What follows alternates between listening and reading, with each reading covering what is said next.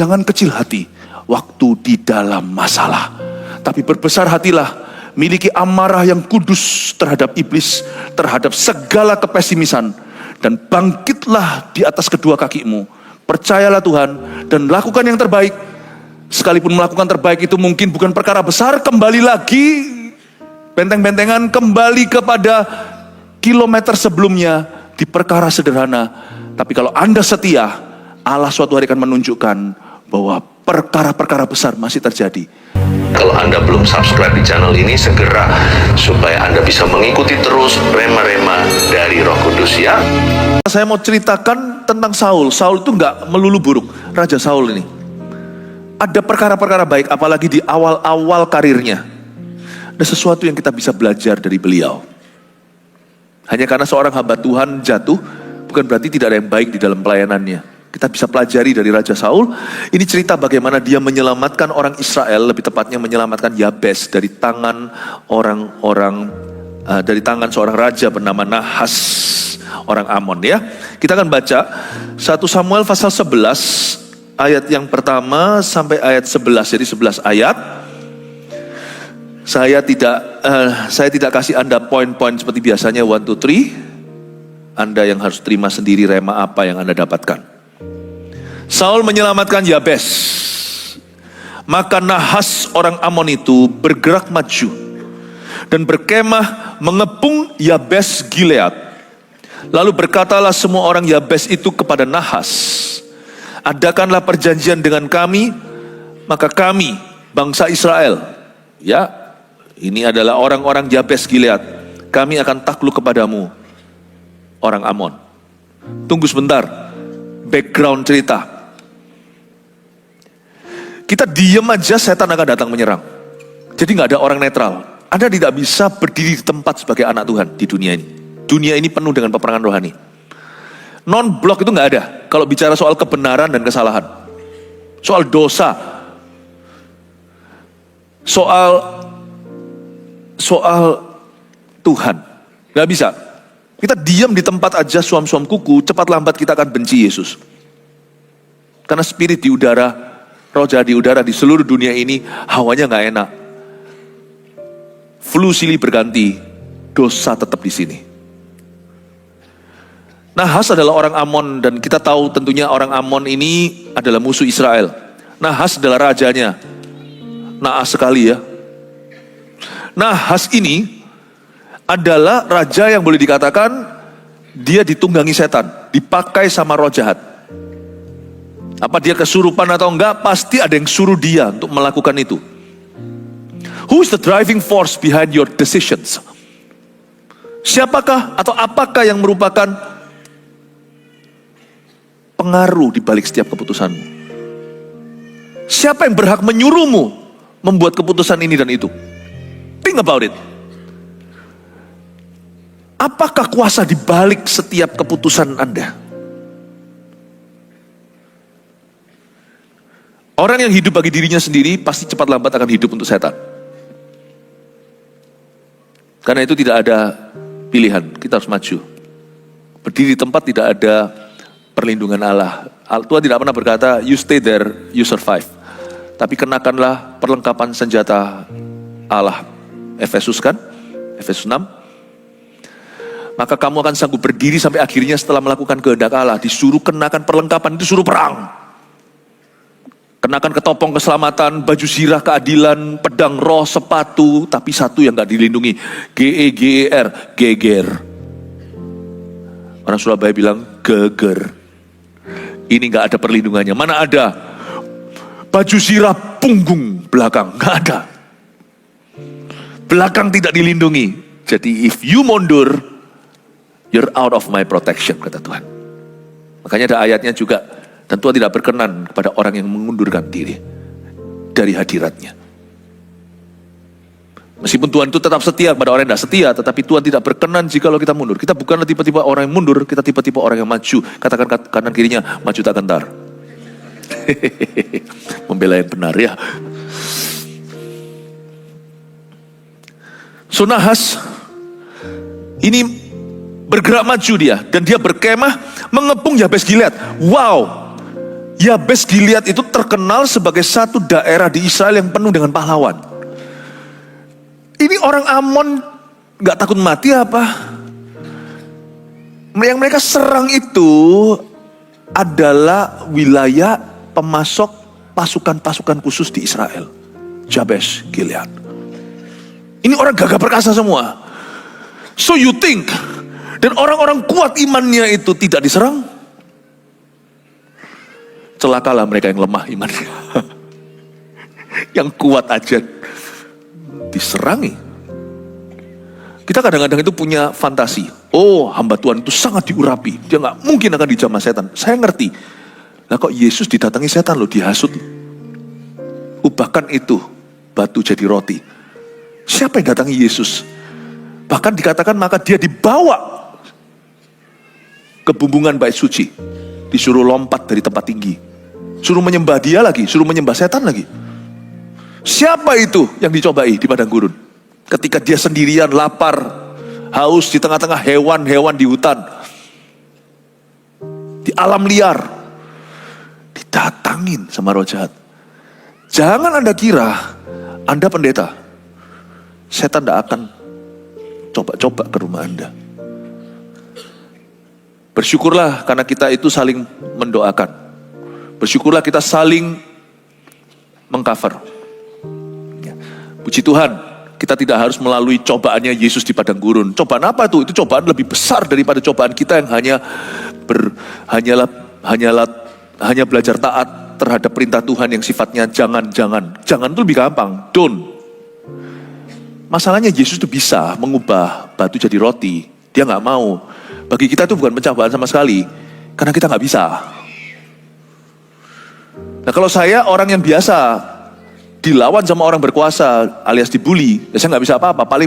Paling saya gumun di dalam hati. Dongkol di dalam hati saya dan berkata, biar Tuhan membalasmu. Karena kita gak berani balas. Karena kita gak bisa bela diri. Nah kalau tiba-tiba ada orang biasa, lalu jalan tidak kenaan, lalu habis itu tampar orang berkuasa. Sedangkan yang ditampar itu adalah pemerintah. Itu orang yang hidup mati, orang satunya tadi yang menampar dia itu di tangannya dia. Kalau Anda bisa mengubah batu jadi roti, Anda punya kuasa untuk buat orang itu hidup atau mati. Setelah ditampar, Anda mengampuni. Itu pencobaan. Itu baru pencobaan, bro. Itu baru pencobaan. Jenderal tahan tangannya. Itu baru pencobaan. Kalau prajurit biasa tahan tangan, ya gak berani sama jenderalnya. Do you understand that Jesus level of temptation, Jesus temptation was on another level. Pencobaan Yesus itu di level yang berbeda. Karena kita mau pegang itu batu yang kapan jadi rotinya. Yesus kalau perlu dia ubah itu jadi emas itu. Tapi Tuhan tidak lakukan. Puji Tuhan, pemimpin-pemimpinmu melalui pencobaan lebih besar dari dirimu. Supaya mereka bisa keluar, survive, dan mengajar kepadamu. Puji Tuhan, pemimpin-pemimpin Anda menghadapi tekanan yang lebih dari Anda. Supaya nanti mereka bisa menguatkanmu. Karena itu janganlah mengeluh karena pencobaan-pencobaan yang kau alami. Sebab pencobaan-pencobaan kita alami tidak melebihi kekuatan kita. Kita menghadapi orang Amon. Pemimpin kita menghadapi nahas. Kata nahas di sini sebenarnya dalam bahasa kebetulan ya. Alkitab itu bukan karang cerita, tetapi kebetulan nahas di sini itu dalam arti kata nahas itu sendiri artinya serpent atau ular. Kok orang kasih nama gitu loh? Orang sekuler begitu. Ya, orang sekuler. Ada juga orang yang memberikan nama naga. Saya tahu saya dulu pernah kenal orang yang bernama Naga. Dragon juga ada, namanya Dragon. Dragon Lee. Keren kan? Tapi orang Kristen gak akan kasih namanya anak itu. Orang Kristen gak akan kasih nama itu pada anaknya. Karena kita punya minimal keyakinan bahwa yang gitu-gitu itu gak baik. Susah nanti, ya kan? Susah nanti. Kalau namanya begitu. Tapi namanya ini mungkin keren. Di zaman itu, pangeran, Crown Prince pangeran tahta ini, pewaris tahta ini, pangeran ini dikasih nama Nahas. Dragon Lee. Wah, jadi keren sekali. Tapi justru orang ini sesuai namanya, mungkin setan tuh tertarik yang gitu-gitu kali ya. Kalau orang yang memang sudah superstisi itu sama dia malah didatangi, makanya itu jangan jadi orang Kristen yang superstisius.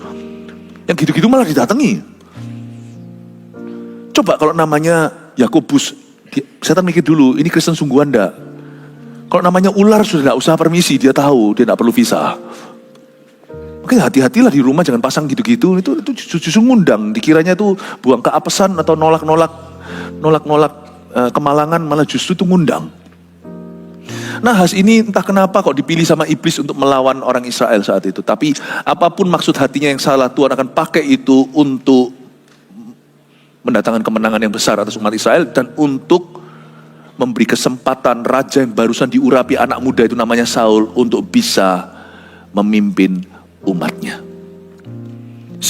Tuhan akan pakai semua maksud atau tujuan your enemy atau musuhmu untuk mendatangkan kebaikan bagimu. Karena itu jangan kecil hati ketika kita dalam masalah, karena Tuhan belum selesai dengan Anda. Dia mengepung Yabes Gilead. Ini orang nekat. Lalu berkatalah semua orang Yabes itu kepada Nahas, iya kan? Ternyata Nahas ini benar-benar diinspirasi sama setan.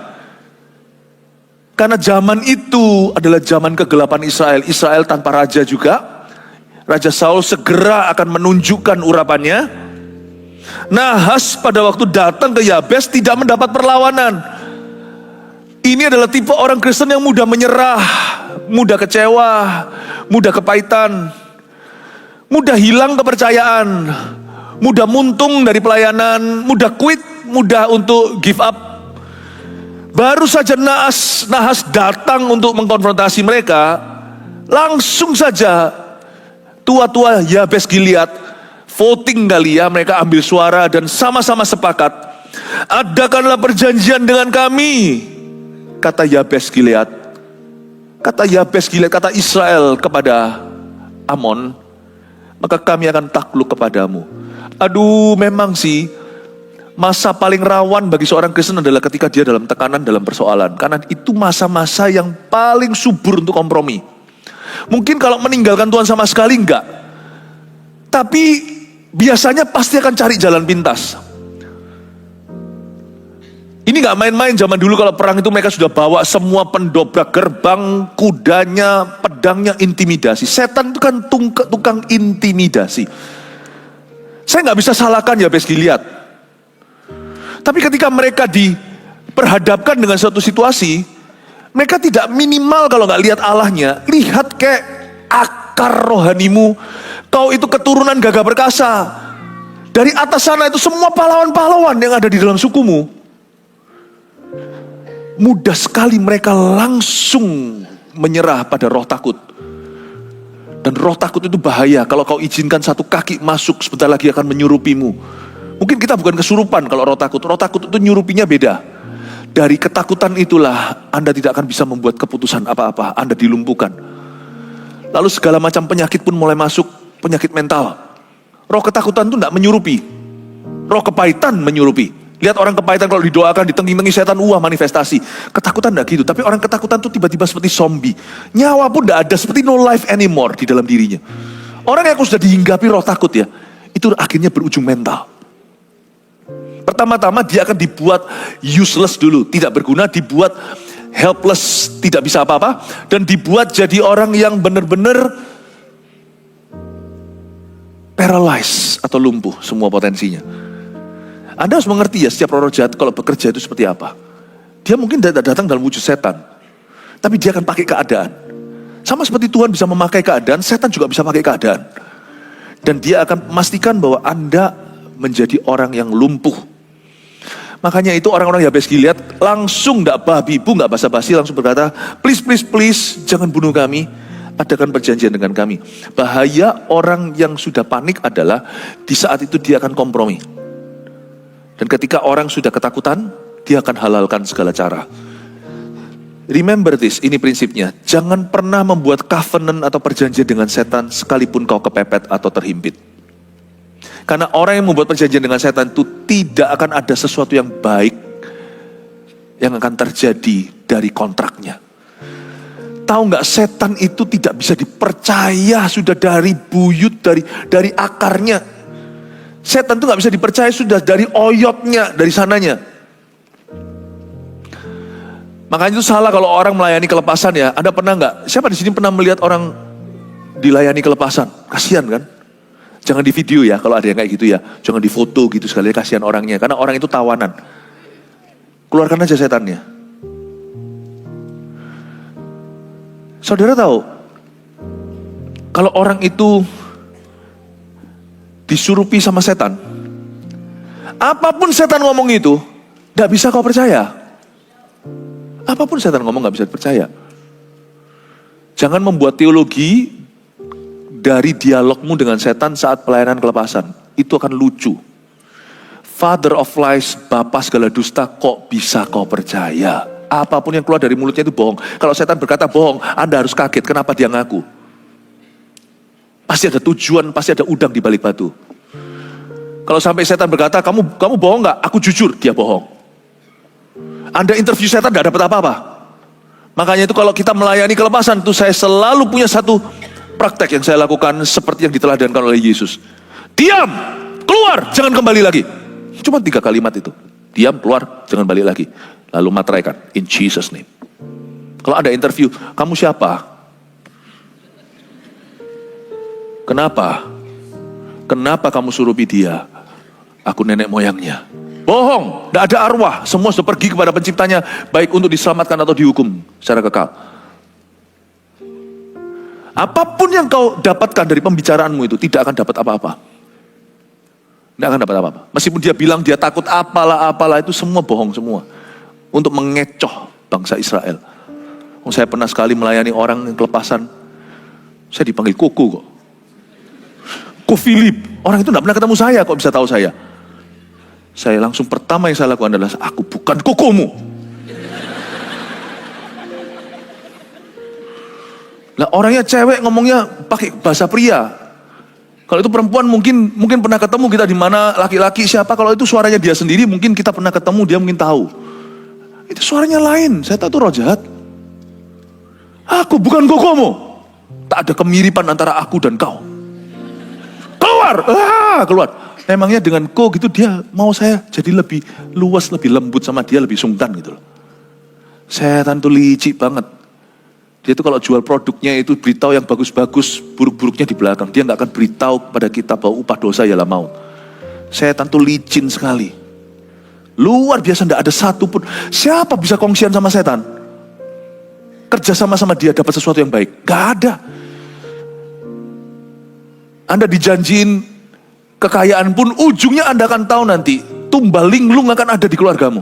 Sampai turun-temurun tuh, sampai 3-4 keturunan. There's nothing good. Saya tidak ngomong tentang kelepasan. Kelepasan tidak relevan buat semua. Tapi saya menjelaskan tentang sifat seorang roh jahat. Jangan kau ajak bicara. Dan yang paling bahaya adalah setan yang berbicara menghasut pikiranmu seperti nahas. Coba saya tunjukkan ya dia gimana menghasut pikiran. Ini yang bahaya.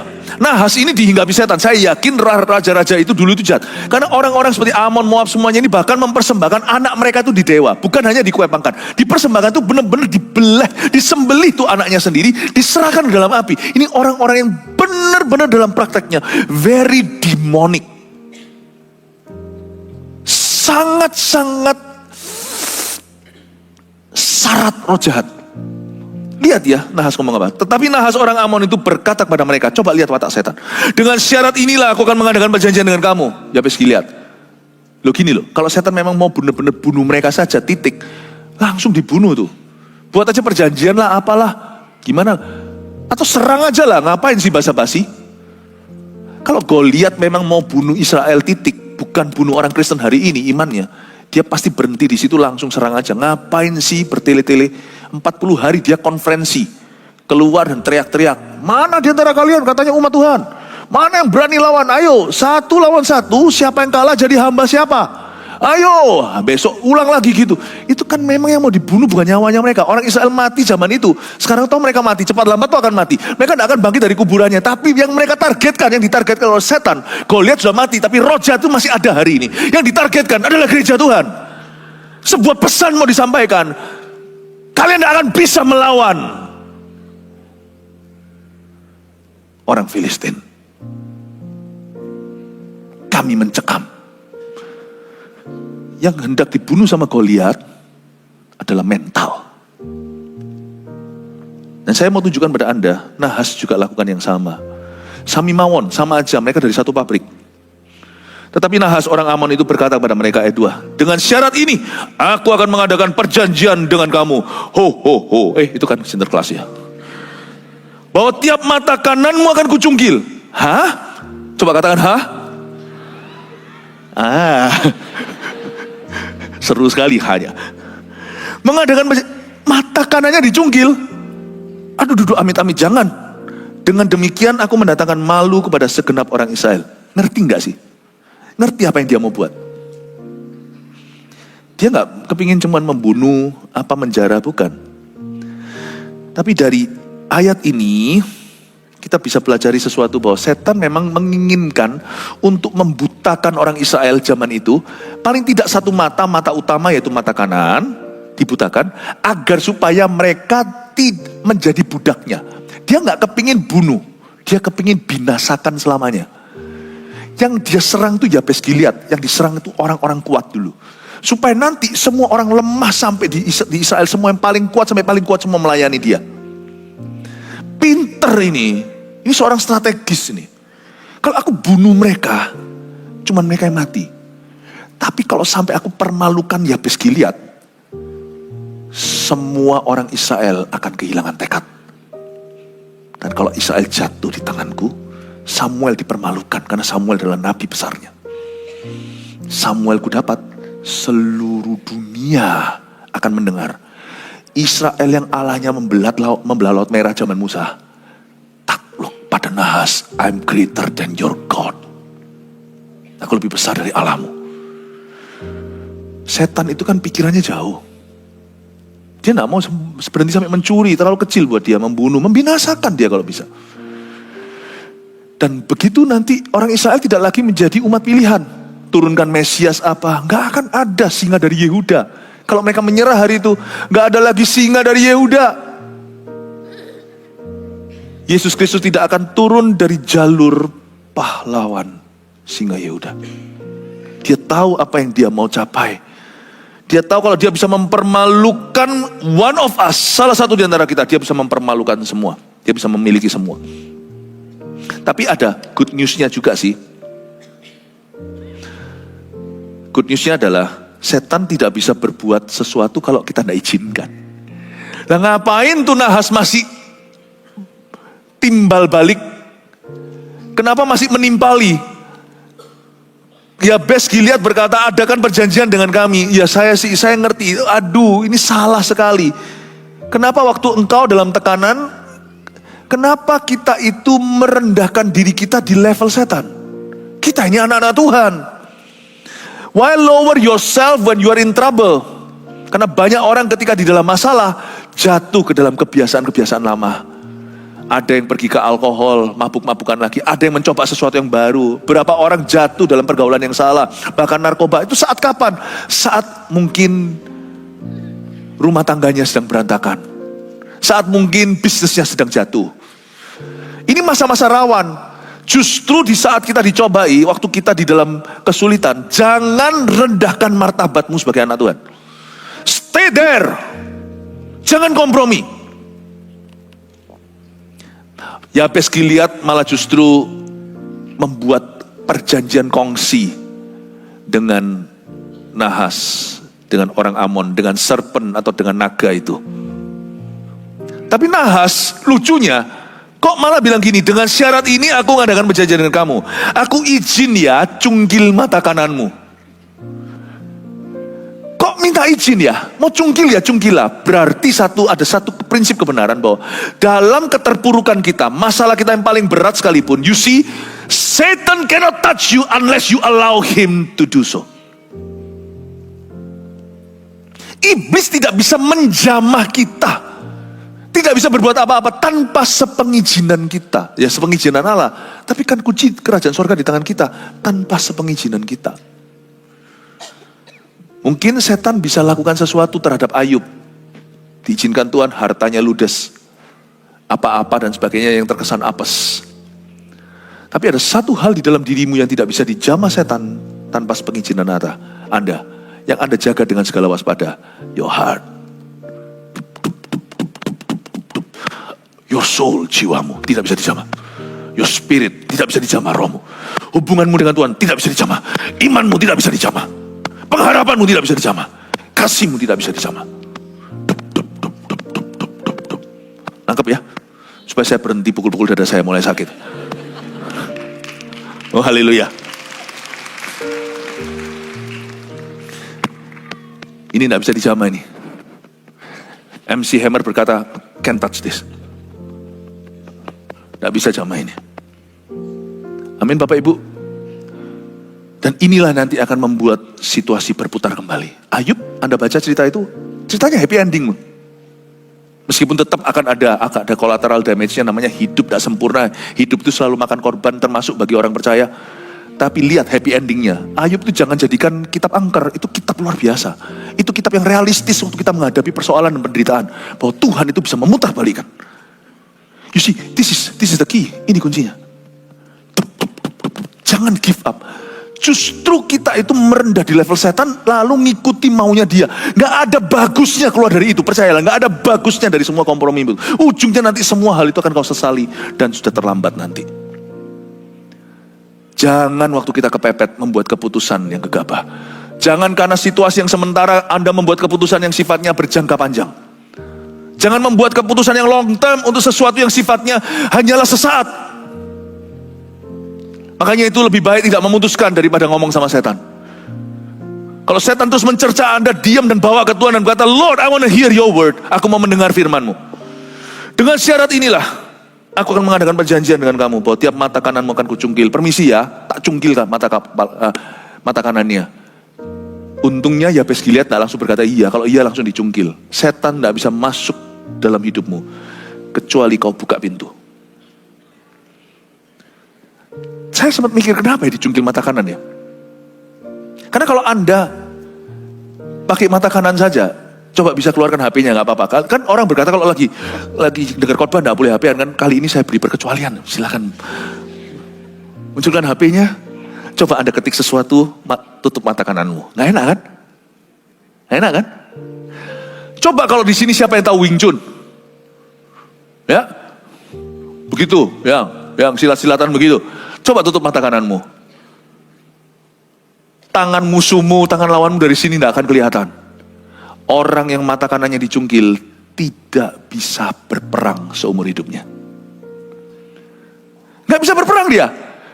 Naik kuda gimana caranya? Keseimbangan Bapak Ibu Saudara. Coba tutup mata kananmu, nggak enak itu. Kemana-mana lihat. Amin. Amin. Yang amin katakan angkat tangan, silakan. Ya saya cuma lihat yang sini. Yang sini tidak angkat tangan karena yang nggak angkat tangan ternyata.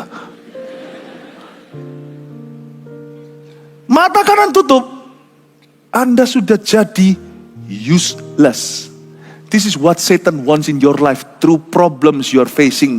Melalui problema yang kau hadapi, ini yang setan inginkan, bukan kematianmu. Kesia-siaanmu. Dia ingin kau sia-sia. Tangkap itu. I think ini adalah salah satu khotbah yang paling dibenci mungkin sama roh jahat. Karena saya sedang melucutinya. Dan saya menggenapi firman berkata, bahwa iblis harus dilucuti segalanya di hadapan umum. Dan saya sangat berhati-hati mengkhotbahkan seperti ini karena saya tahu khotbah seperti ini pasti ada peperangan rohani. Tapi saya mengerti bahwa khotbah seperti ini akan membuat umat Tuhan bukan hanya jadi kuat, akan ada pewahyuan untuk membuat mereka menang. Ingat ya, dalam setiap masalah, setan tidak ingin uangmu sekalipun Anda diambang kebangkrutan. Setan tidak ingin kesehatanmu sekalipun Anda sekarang mungkin harus hadapi terapi. Yang setan inginkan adalah hatimu sia-sia. Tangkap itu. Kalau Anda tidak serahkan hati, dia nggak bisa berbuat apa-apa. Apapun itu juga kalau sepenginjinan Allah, percayalah pasti Tuhan itu baik. Tapi yang dia inginkan adalah hatimu sia-sia. Dia ingin mencungkil mata kananmu.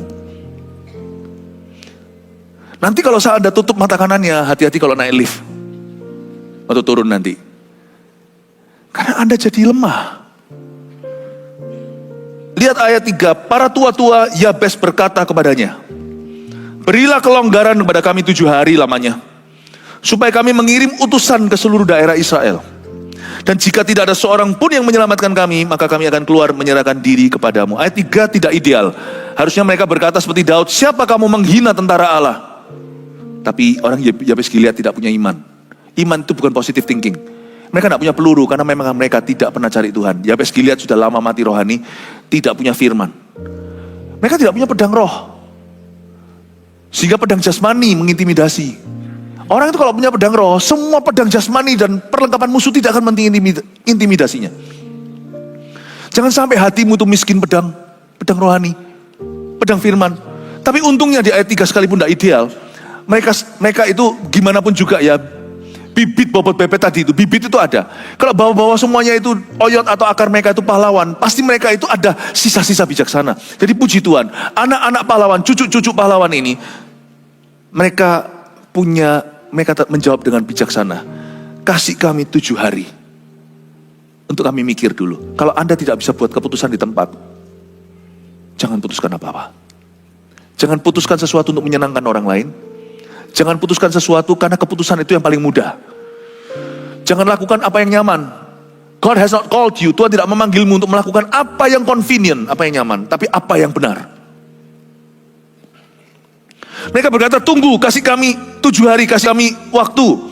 Kami akan kirim utusan ke seluruh daerah Israel. Kalau nggak ada orang yang bantu, silahkan cungkil kami. Kalau ada orang yang bantu, nanti ngomong lagi. Loh, kalau jadi Raja Nahas diginikan, harusnya kan langsung, oh dia cari bala bantuan. Harusnya Raja Nahas langsung serbu, gak usah dialog lagi. Soalnya 7 hari lagi siapa tahu tiba-tiba ada superhero dari mana yang bantu mereka, ya kan? Kenapa Raja Nahas kok setuju kasih mereka 7 hari? Why? Kenapa dia gak langsung serang? Karena bagi Raja Nahas juga tidak ada ruginya. Raja Nahas itu avoiding bloodshed. Dia itu mencoba menghindari tumpah darah. Gimana pun kalau perang lawan Yabes Gilead, dia juga mikir. Jangan kau anggap anjing yang ketakutan itu gampang diapa-apakan. Justru dia gigit. Hati-hati. Jadi Nahas juga tahu nih kalau kita serang pasti menang. Tapi berapa pasukanku pasti mati. Gak ada ininya sih, gak ada ruginya sih. Dan juga 7 hari mereka bisa galang kekuatan apa. Dan setelah 7 hari nanti kalau kita dapat cungkil mata mereka kan indah ya kan, daripada mereka cuma mati. Kan another menang perang bagi raja-raja sebelahnya mungkin yang juga musuh-musuh Amon. Mereka berkata, menang perang, aku juga menang perang. Tapi ini Yabes Gilead diam-diam datang satu-satu antri mataku, cungkil, itu akan jadi berita news. Jadi saya memikirkan, setan itu punya pikiran bisnis. Oh gitu. Tapi ada satu hal lagi yang saya dapatkan dari cerita ini. Urapan itu tidak bisa dilihat. Ada satu hal yang tidak bisa dilihat sama musuh, itu urapan. Jadi kalau pernikahanmu diurapi, dia tidak bisa melihatnya. Anak-anakmu diurapi, dia tidak bisa melihatnya. Ada satu orang diurapi. Tak lama yang lalu, barusan saja dia diangkat sebagai Raja Israel. Dia sembunyi di antara barang. Kebaktian sebelumnya tadi saya ceritakan bagaimana Saul dicari sama Samuel. Ketemu. Saul jadi raja. Bukan hanya jadi raja, tapi pada waktu Saul kembali ke rumahnya setelah dilantik di hadapan umat, di hadapan bangsa Israel, dia pulang mengumpulkan semua orang-orang gagah perkasa. Saul itu sudah statusnya raja dan sudah ada urapan Allah di atas kepala. Kok bisa Nahas belum dengar tentang Saul? Kok bisa nanti Filistin ketika perang di sebuah lembah, kita pernah di situ dulu KKR di Israel, ya. Ketika itu kok bisa Saul nggak cuma terbunuh, anaknya pun dikenali, Yonatan pun mati. You see, when you come out of God's anointing, Satan starts seeing you again. Waktu Anda keluar dari urapan, setan akan melihatmu. Setan akan melihatmu.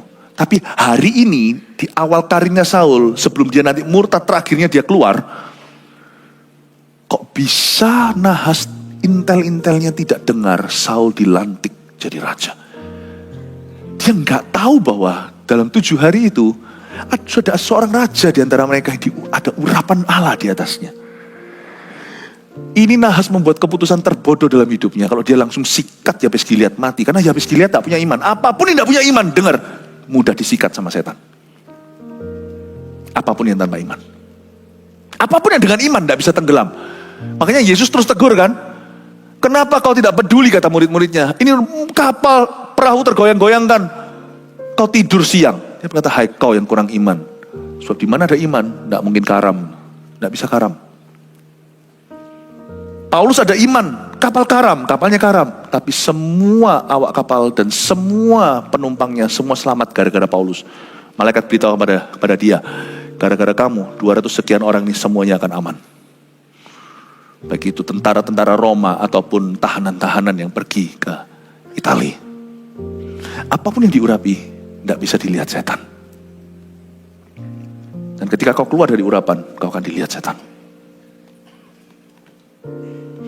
Saya nggak ngomong apa ya, suatu hari kita pernah sekali pergi pelayanan, tapi dalam pelayanan kan tidak semua orang sungguh-sungguh ya. Saya tidak berkata bahwa saya sungguh-sungguh, kebetulan saat itu memang kebetulan saat itu memang kita semua pergi sama-sama. Saya tidak tahu lah levelnya gimana, orang-orang kan motivasinya lain-lain lah, pergi ke misi, dulu bukan namanya mission trip lagi. Kita tinggal di satu hotel. Hotel itu ternyata nanti setelah itu kita beritahu, hotel itu angker sekali. Semua ditindih, saya gak ditindih. Kanan kiri saya semua ditindih teman-teman. Saya berkata, Tuhan, bukannya saya itu pemberani, enggak gitu. Saya juga gitu-gitu juga ya. Kalau tahu ya pasti akan mikir ya. Tapi kok dia nggak lihat saya ya di kamar itu ya.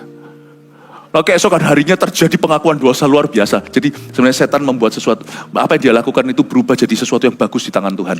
Karena akhirnya teman-teman saya satu-satu itu semuanya ngaku dosa-dosanya. Lah ya makanya, kamu lakukan ini ya pasti kamu akhirnya ketara.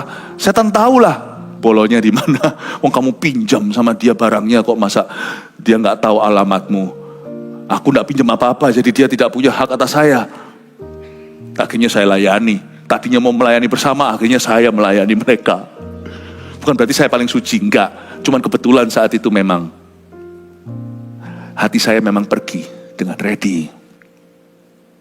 You see, if Satan can see you, you lack the anointing in this department, anointing, you lack that. Saya mau dorong Anda untuk mengerti bagaimana bagaimana peperangan rohani. Dia kok bisa gak tahu ada Saul ya 7 hari itu ya. Kalau dia tahu harusnya dia cepetan harusnya. Jangan buang-buang waktu, seminggu itu banyak. For an anointed person, 1 week is a lot. Coba lihat kalau orang gak diurapi. 1 minggu itu bisa sia-sia gitu aja. Rasanya itu bisa lama gitu, 1 minggu itu kita bisa santai. Tapi bagi orang yang diurapi, 1 week is a lot of time. And it's short. Cepat sekali. Mari kita lanjutkan ya, ayat yang keempat. Ketika para utusan sampai ke Gibea, Saul dan menyampaikan hal itu kepada bangsa itu. Menangislah bangsa itu dengan suara nyaring. Tapi at this point, di titik ini, belum terjadi mujizat. Kenapa? Karena tangisan mereka bukan tangisan iman. Yang menabur dengan mencucur air mata. You see, bukan hanya menangis, tapi menabur saat menangis. Yang maju sambil menaburkan benih. Jadi bukan hanya menangis doang, tetapi maju imannya. Nangis karena mau majukan iman. Aku sulit ngampuni orang itu, tapi aku mau. Aku nangis, itu namanya nabur. Tapi kalau orang lain sakiti aku nangis, kok begitu orang itu teganya, itu bukan iman. Itu namanya mengasihi diri sendiri. Sama-sama nangis, yang satu air mata sia-sia, yang satu adalah taburan iman. Pernahkah kita disuruh taat? Sulit sekali. Kita nangis tapi kita maju taat. Itu tangisan ditabung di kirbat Tuhan. Tapi pernahkah kita mengalami sesuatu yang tidak mengenakan? Lalu kita salahkan Tuhan, kenapa aku melayani, kenapa kau izinkan seperti ini? Tuhan, why, mengapa? Mendengung di sorga, Anda menangis sih. Tapi malaikat tidak dengar apa-apa. Karena tangisanmu adalah mengasihani diri sendiri, dan itu sama sekali tidak memelatuk malaikat. Tidak menyalakan apa-apa, api di mezbahnya. Kalau kita hanyalah menangis karena bertanya, mengapa? Mengapa kau tega? Mengapa kau izinkan? Tapi kalau kita menangisnya begini, sekalipun yang terjadi, Meskipun aku belum mengerti rencanamu, tapi aku percaya rencanamu baik bagiku. Aku tetap memilih untuk percaya, bukan kecewa. Aku memilih untuk tetap taat padamu. Aku memilih hidup di dalam engkau sekalipun susah. Aku memilih Tuhan. Nah, itu nangisnya itu memicu sesuatu di sorga. Menangislah bangsa itu dengan suara nyaring, tapi tidak terjadi gempa. Karena tangisan mereka adalah tangisan despair, bahasa Inggrisnya. Tangisan putus asa. Dan ini justru merugikan kemah mereka. Karena Nahas dengar, waktu bangsa Israel nangis, itu orang Timur Tengah lain kalau nangisnya sama kita. Mereka kalau perkabungan itu perkabungan sungguhan. Dan itu tangisannya waktu misalnya, waktu Yusuf di Mesir mati, itu tangisannya itu sampai bergetar. Sampai kota-kota sebelah itu bisa mendengarnya. Tangisan ini didengar sama Nahas. Malah Nahas ketawa. Ini yang kita mau. Kita tidak mau mereka mati. Kita tidak mau harta mereka. Kita tidak mau nyawa mereka. Kita mau iman mereka. Kita mau iman mereka. Jadi dia tahu ini yang kita mau. Tapi belum selesai. Eng-ing-engnya masih ada. Ayat 5, Saul baru saja datang dari padang dengan berjalan di belakang lembunya. Dan ia bertanya, ada apa dengan orang-orang itu sehingga mereka menangis? Mereka menceritakan kepadanya kabar orang Yabes itu. Ketika Saul mendengar kabar itu, maka berkuasalah roh Allah atas dia. Beda dengan tangisan mereka. Yang satu ini berkuasalah roh Allah atas mereka. Dan menyala-nyalanya amarahnya dengan sangat. Mereka nangis di waktu yang salah. Nangis boleh dalam hadirat Allah. Nangis boleh ketika kita melihat seseorang bergabung. Menangislah dengan orang menangis. Nangis tidak boleh saat kau takut. Saat kau takut, kau harus kenakan iman, bukan air mata. Kalau iman tidak ada, cucuran air mata untuk dapat iman. Tuhan, aku percaya. Aku percaya. Firman-Mu ya dan amin, firman-Mu ya dan amin, aku percaya. Kemenangan sudah Kau jamin, aku percaya. Nyanyi lagi, masih belum mempan di hati. Ya Tuhan, ku percaya, aku percaya. Lewati lembah air mata, aku percaya. Firman-Mu ya dan amin, aku percaya. Kemenangan sudah Kau jamin, aku percaya. Nggak kuat, nggak mantap betul rasanya, naikkan bunyinya. Ya Tuhan, ku percaya, aku percaya. Firman-Mu ya dan amin. Lewati lembah air mata, aku percaya. Kemenangan sudah Kau jamin, aku percaya. Sambil nangis-nangislah untuk dapat iman. Ini yang dilakukan oleh Saul. Nangis tak relevan. Marahlah dia. Ini bukan emosi marah. Kata marah di sini, he burns with passion. Ketika Saul mendengar kabar itu, berkuasalah roh Allah atasnya. Saya mau cerita sedikit tentang Saul. Nanti saya mau tunjukkan Saul di sini ya, bagusnya dia ya, bagusnya Saul ya. Ini Saul ceritanya kalau Anda baca di pasal 10, pasal sebelumnya, Saul ini sudah pulang ke rumahnya ke Gibea dan dengan dia ikut orang-orang gagah perkasa dari seluruh Israel yang hatinya digerakkan oleh Allah untuk mengikuti raja ini. Jadi Saul itu sekarang pernah detik ini dia sudah raja ya. Tapi kok bisa ada ayat ini ya? Saul baru saja datang dari padang dengan berjalan di belakang lembunya. Dan ia bertanya, ada apa dengan bangsa Israel? You see, sekalipun orang sudah diurapi, status sudah diberi, dia sudah jadi raja, ya. Sudah ada status quo-nya, tapi belum ada perannya, dia nggak apa-apa tuh. Dia nggak berkata, aku raja, jadi mulai sekarang aku tidak lagi mengurusi perkara sehari-hari atau perkara sederhana.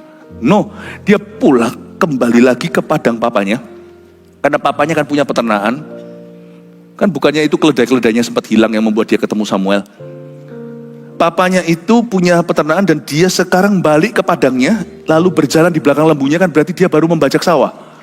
Dia sudah raja, pahlawan-pahlawan gagah perkasa sudah mengikuti dia seluruh Israel, hatinya digerakkan oleh Allah. Kok masih balik? Karena kenapa? Daripada nganggur aku ini, meskipun aku ini sudah king, tapi kan belum ada tugas. Belum ada pembangunan, belum ada peperangan, aku belum dibutuhkan, jasaku belum dibutuhkan. Kalau Anda sudah diurapi, jasamu belum dibutuhkan. Cari pelayanan sebelumnya dan kembali ke situ dan berbuah. Ini persis kayak Daud yang nanti dia sendiri aniaya waktu Saul berubah setia. Daud kan sudah diurapi, sama Samuel kan sudah diurapi, Samuel yang sama. Setelah itu lihat ya, dia sudah dipekerjakan di istana. Dia itu pemain kecapinya dan akhirnya menjadi pembawa senjata pribadinya Raja Saul. Ini raja kedua, Raja Daud.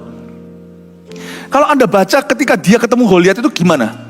Dia itu pas lagi ada di rumah papanya, jaga mbek-mbek berapa ekor itu, lalu disuruh bawa rantangan ke koko-kokonya yang di medan perang. Loh, Daud kan sudah diurapi satu, kan dua dia sudah kerja di istana. Kok balik lagi jaga mbek-mbeknya? Sekalipun aku sudah diurapi, sekalipun aku sudah kerja di istana, tapi kalau sehari-hari aku nganggur, daripada aku tidak berbuat apa-apa, aku tidak mau banggakan statusku, aku adalah siapa. Aku balik aja ke pelayanan sebelumnya yang ku tahu, pekerjaanku yang dulu, dan aku akan setia di sana sampai Tuhan angkat aku, sampai nanti opportunity atau kesempatan itu akan mempresentasikan dirinya sendiri di hadapanku. Sebelum Tuhan memberimu divine opportunity, sebelum Tuhan memberikan kepadamu kesempatan ilahi, belajar setia dulu dalam perkara kecil. Jangan pilih-pilih pelayanan, jangan pilih-pilih pekerjaan. Loh, aku ini kan sekolahnya perhotelan, jadi aku lulus harus punya hotel. Main monopoli bisa, kalau beruntung. Lewat berapa kali, apalagi lewat dana umum. Masuk penjara, keluar lagi nanti setelah 2 putaran. Aku ini kan perhotelan, tapi kenapa sekarang pekerjaanku harus jaga toko, harus bantu di perusahaan yang sama sekali bukan bidangku, tapi aku dipercaya ini. Gajinya juga lumayan lah, tapi bukan sesuatu yang saya anggap. Saya kan dulu pikirannya mau jadi apa? Mau jadi GM-nya, General Manager-nya sebuah perhotelan internasional yang mencakar langit sampai langitnya berdarah-darah. Ya kalau ada, kalau nggak ada ya baliklah. Apapun yang ada di depanmu, asal itu halal, bukan yang diharamkan, bukan yang ilegal, lakukan. Cuci piring pun jadi. Jangan takut nguli. Jangan takut nguli. Itu loh sifatnya. Sebenarnya Saul ini bagus dulu, tapi dia berubah. Daud tetap bagus. Coba kalau Anda baca ya, orang ini luar biasa loh. Dan sebenarnya Saul ini saya sangat kagum sih sebenarnya. Sayang ya, ini hamba Tuhan yang jatuh. Tapi akhirnya dari ayat ini saya bisa menemukan bahwa orang ini menunggu Tuhan sampai presentasi, sampai nanti opportunity atau kesempatan untuk mengetuk pintunya. Tidak usah kau tunggu, jangan kau tunggu rezeki. Saya suka sekali bahasa Jawa. Pekerja itu namanya sambut apa? Gawe itu apa ya? Kerjaan. Panjenengan yang sambut gawe. Maafkan saya, hana cakar-cakar saya dulu cakar-cakaran. Sampean atau panjenengan sambut gawe. Anda yang sambut. Sambut gawe. Jangan tunggu. Saul sambut, Daud sambut. Siapa engkau dan aku? Duduk diam tunggu. Sebelah sini rezekinya. No. Anak Tuhan tidak begitu. Anak kera yang begitu. Anak Tuhan tidak begini. Nah Saul ketika mendengar itu berkuasa roh Allah atasnya, menyala-nyala amarahnya. Lalu habis itu dia memimpin mereka. Singkat cerita diambilnya, baca aja ya itu jus, diambilnya sepasang lembu, dipotong-potongnya. Lalu potong-potongan itu dikirimkannya ke seluruh daerah Israel dengan perantaran utusan pesannya. Siapa gak maju mengikuti Saul dan mengikuti Samuel, lembu-lembunya akan diperlakukan juga demikian. Ini pakai cara mafia beneran ya. Tapi kenapa Tuhan tidak tegur dia? Di dalam kasus-kasus khusus ketika gawat darurat, ketika kerajaan Allah dipertaruhkan, nyawa orang lain dipertaruhkan, ketika ada kebutuhan yang luar biasa di depanmu, dan ketika waktunya telah singkat, orang yang tidak berbuat apa-apa dianggap berdosa. Sadar ya Bapak Ibu? Ketika kita tidak ada apa-apa, tidak ada apa-apa. Tapi ketika dalam suatu kebakaran misalnya, di sana ada bayi, dan Anda bisa ambil dan lari, Anda lari dan tinggalkan bayi itu, masyarakat melihat Anda sebagai orang jahat. Ketika bangsa Israel dalam ancaman, Saul berkata, siapa gak maju mengikuti Saul dan mengikuti Samuel, lembunya akan disembeli kayak gini, dipotong-potong kirim ke rumah. Gaya mafia. Seperti ini akan diperlakukan Tuhan. Tahukah bahwa tidak ada blok netral? Anda tidak bisa tidak. Anda antara kecil hati dan menjadi milik setan. You surrender or be conquered. You surrender to God, you fight or you be conquered. Tidak ada jalan tengah. Engkau lawan atau engkau akan ditawan. Lalu Tuhan mendatangkan ketakutan pada bangsa itu sehingga majulah mereka serentak. Ketika Saul memeriksa barisan mereka di Besek, maka ada 300.000 orang Israel dan 30.000 orang Yehuda. Singkat cerita, ya. Akhirnya bangsa Israel menang perang dipimpin sama Saul sendiri. Singkat cerita, 7 hari kemudian, sungguhan Yabes Gilead tidak bohong, keesokan harinya maksudnya, langsung perang. Dan mereka dapat kejutan. Orang-orang Amon dan Nahas berkata, loh, waktu dia melihat urapan di depannya, terlambat sudah. Segala sesuatu diputar balikan dalam sekejap. You can wait forever, bisa menunggu selamanya, tapi waktu Tuhan mulai bekerja dalam hidupmu, itu seperti semudah membalikkan tangan, situasi itu akan berbalik. Dan ketika Tuhan utus Saul memimpin di garis depan, disitulah Nahas namanya berubah menjadi Naas. Karena dia benar-benar tahu